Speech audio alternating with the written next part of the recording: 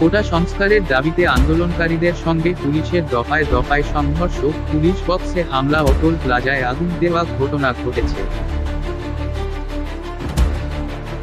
রণক্ষেত্রে পরিণত হয়েছে হানিফ ফ্লাইওভারের দক্ষিণ অংশ কাজলা থেকে শনিরাখড়া পর্যন্ত এলাকা। বুধবার সন্ধ্যা থেকে দফায় দফায় এই সংঘর্ষের ঘটনা ঘটে।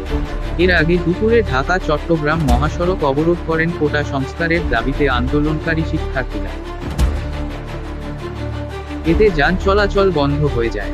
রাতে আন্দোলনকারীদের সঙ্গে পুলিশের দফায় দফায় সংঘর্ষ হয়। উপস্থিত থাকা একজন আন্দোলনকারী বলেন, পুলিশের জন্যই সবকিছু হলো। আমরা ছাত্ররা শান্তিপূর্ণভাবে আন্দোলন করছিলাম, পরে পুলিশ গুলি ও গ্যাস মারে।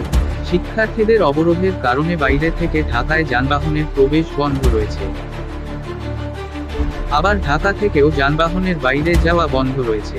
এদিকে পরিস্থিতি নিয়ন্ত্রণে আনতে পুলিশের ছোড়া গুলিতে এখন পর্যন্ত 6 জন গুলিবিদ্ধ হওয়ার খবর পাওয়া গেছে।